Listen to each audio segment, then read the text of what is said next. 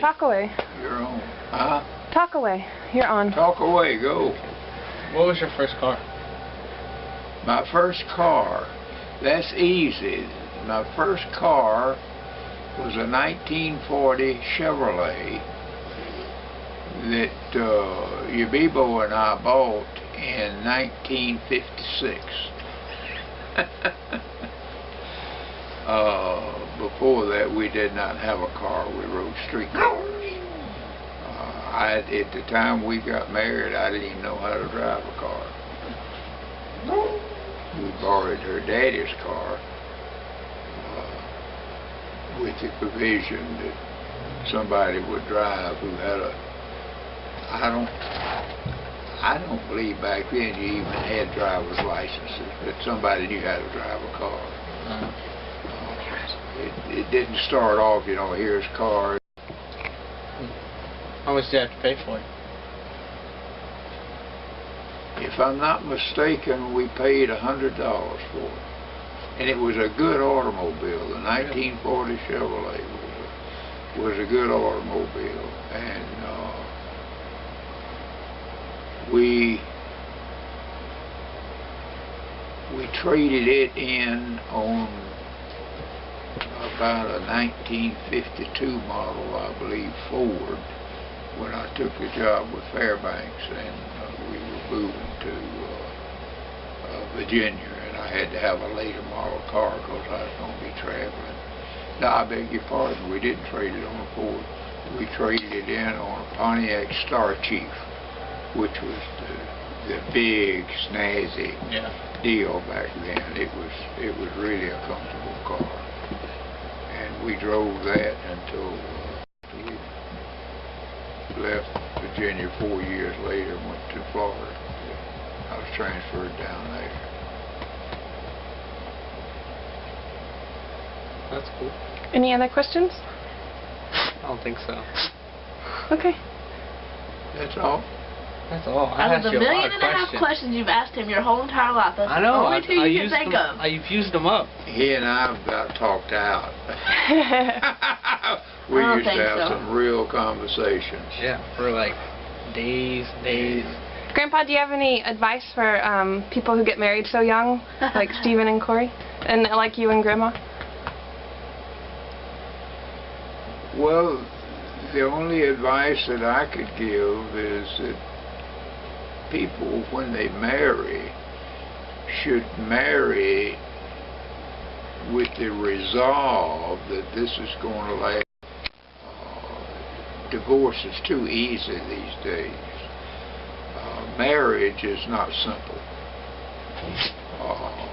You have all kind of problems that come up that you don't foresee and you don't plan for them, but they're there, and you have to deal with them. But if you deal with them from the outlook that I'm still going to be married, instead of the heck with you, I'm going to get a divorce, I'll get me somebody else, that doesn't really solve anything. A marriage should be a one-time thing. I think you know over the years that I met your grandmother when we were 12 years old. I was not looking for girls. I had 6 sisters, and Lord knows that was enough. I was a baseball player, and I was a Boy Scout, and I was all the boy things. And she was not looking for a boyfriend. But we met at church, which is a good place to meet. And I knew, before I even met her, believe it or not, I turned to a friend of mine and I said, I've got to go down and meet her. I'm going to marry her one day. He said, you're crazy. And I, yeah. But that's just the way it was with us. I never dated another girl, never wanted to date another girl. And we had troubles. One of our big troubles was that I was somewhat, she says, and she was very much strong-willed and feisty, and you knew her, so those things lead to difficulties. But as I tell people, I wouldn't want to be married to somebody that would agree with me on everything I wanted to do. For goodness sakes, that'd be about as boring as you could get. And so we had a lot of differences, but we knew that we were married to each other, and divorce or I'm leaving you never entered into it. It was, we'll work our way through whatever it is and survive. And that's the only advice I could give, is make up your mind this is a lifetime deal, and you hang with it. You're not going to get anybody any better. Your second, third, fourth, fifth husband or wife, no better, no worse. Or there could be a lot worse, but no better than the one you've got. So make it work. And especially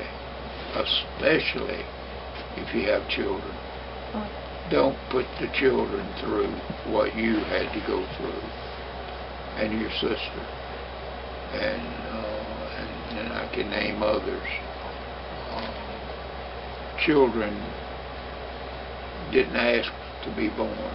They're here, and it's your responsibility to look after them, take care of them, and provide a happy life for them as well as you can, and get them started off on good footing, good strong footing.